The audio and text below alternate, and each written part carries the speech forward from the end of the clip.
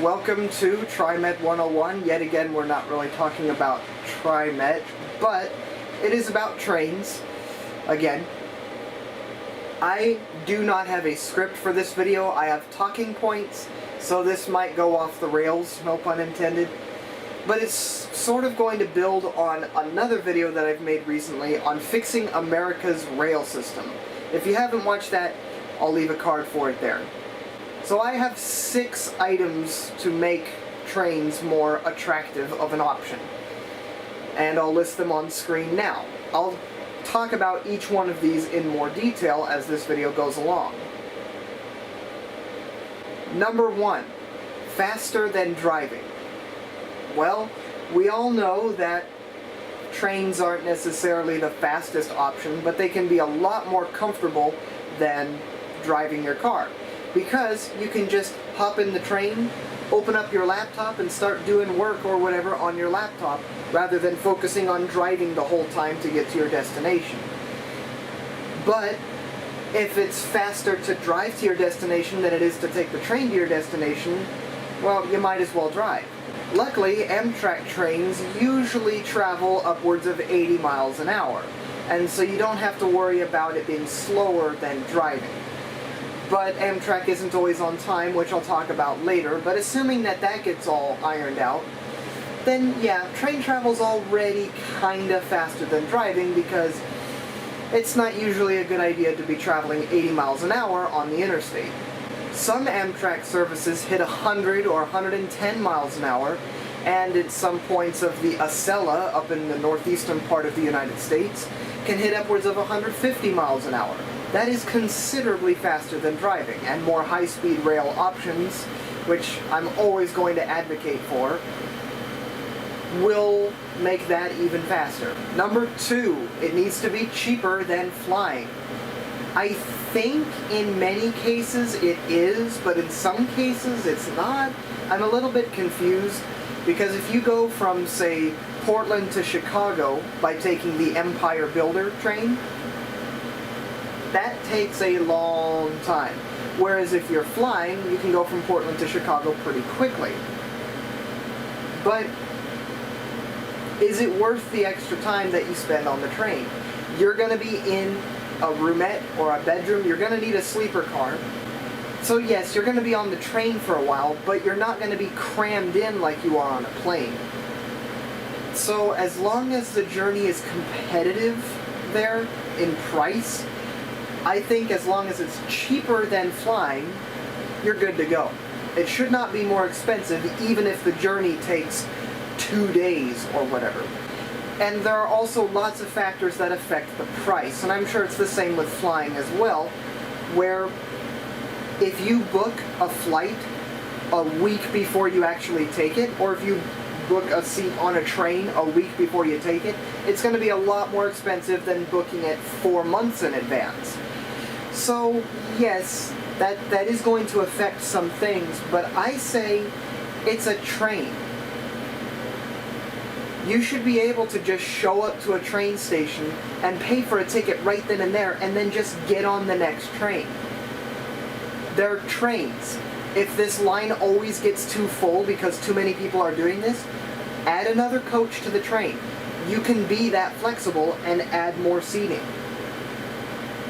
So I don't think it really should increase the cost all that much if you show up to the train station and then just get on the train at the last minute. Because trains are more flexible in the sense that you can have them any length you want, and if the trains notoriously are getting too full, add another coach. Number 3, well, it mostly boils down to nationalization. I've already done an entire video on that I mentioned at the beginning for fixing America's rail system by nationalizing it. Gone are the days of BNSF, CSX, Union Pacific, and Norfolk Southern. None of that. It's all just possibly Conrail, just freight, and then Amtrak. You have freight and then passenger, and that's it. That makes things so much simpler. It allows trains to be on time, because passenger trains, Amtrak trains, have a right to priority over freight. Most people, like I mentioned in my video on nationalization, most people don't realize that fact, that Amtrak does in fact get priority over freight, because it's almost stupidly impossible to enforce this rule. But it is a thing. And with nationalization, it makes it so much easier when there's just a lot less competition. It's not freight versus passenger. We're all sharing the rails together. We need to work together. Us as a human species need to get better at that. Nationalization would also give you good service.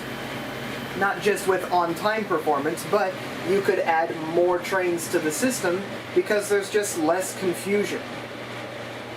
If, say, there was a train hourly to the major destinations that you want to go, to major city pairs across the United States, that would be amazing. What if the Acela train ran every 30 minutes or every 20 minutes? That would be amazing. I wonder what city I'm from. Oh wait, Portland. If there was Cascade service, Amtrak Cascade service between Portland and Seattle every hour, every day, that would be amazing and would be much easier through nationalization. And the next point I'm going to bring up on number 4. But before I get there, I want to talk about something I forgot to put in my script, and that's express service. You could have more flexible options and have more express trains. If, let's go back to the Amtrak Cascades example, if there was a train that just went from Portland to Seattle with maybe a stop in Tacoma, that would be amazing. It would cut down the travel time, and it would be a more attractive option because, again, the city pairs of Portland and Seattle are close enough to where train travel makes way more sense than flying. Because flying uses a lot of jet fuel for just a little short distance. I'd rather just take a train. Number 4, electrification. Again, due to nationalization, you could electrify the routes. And electrification has its own huge set of benefits. And I will forever, probably for the rest of my life, push for electrification.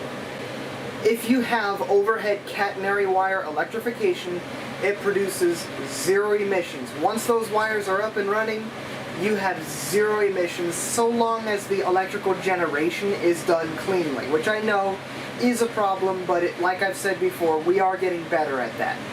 And if you get EMUs, or electric multiple units, you have multiple train cars with motors and pantographs touching the overhead wires, which can account for much faster acceleration than with diesel.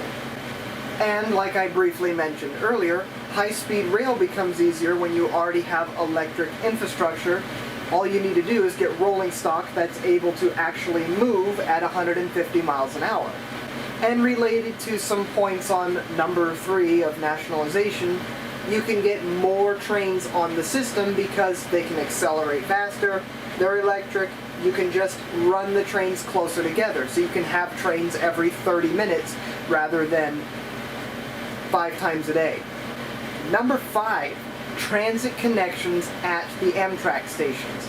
This is easier said than done, and it's something that many cities already do, I think, to some extent. But when you get off of an Amtrak train and you're at the station, regardless if it's in a big city or if it's in the middle of rural town, there needs to be some sort of bus connection or some sort of option when you get to the train station. If you're just dropped off in the middle of nowhere and just expected to survive on your own, no. There should be some sort of option. When you get to the train station, there should be some sort of bus that takes you around the city or to some sort of area. Sure, Amtrak already has the throughway bus connection thing that already does this, but I don't think that's well known, and I don't think it's well enough advertised, and I think it's kind of confusing how it's done on some schedules. So as long as that gets a little better, then yeah, I think we're already on the right track there, no pun intended. But it's important, rural or not, every Amtrak station should have some sort of bus connection at it that leaves and arrives around the time the trains leave and arrive. And number 6, updated rolling stock. Getting trains that are up to date, modern, and comfortable is of course key. As I talked about in my recent video on updating the Amtrak Superliner cars, if those get updated, and if those actually, Amtrak needs replacements within the next decade, well, they need to be modern. They need to be up to modern standards, and they need to be comfortable.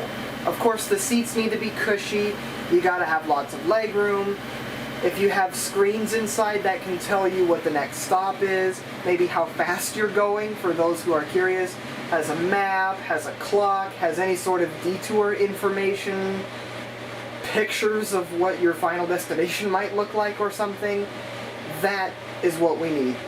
And it should go without saying, it's 2023 and the trains should absolutely have Wi-Fi on board. Every train car, everywhere should have decent Wi-Fi on board. I mean, again, I think most, if not all, Amtrak services already do this, but in my experience, which is very, very limited, I've taken Amtrak 3 times in my life, and it's always been between Portland and Seattle. I remember the Wi-Fi being kind of hit or miss. Sometimes it's pretty weak, sometimes it's okay. There's a lot of people on this train. That's a lot of potential people using Wi-Fi. So it needs to be pretty good. And of course, the trains need to be nicely built. Seals from the outside noise pretty well. It's not bumpy or shaky. There's no mechanical faults. The doors aren't going to fall off or anything, or breaking, like hydraulic fluid exploding everywhere. We don't need any of that. They need to be well built. So there you go. Those are the 6 elements that I see in making America's train travel more attractive. Thank you for watching this video, and I'll see you Friday on some bus.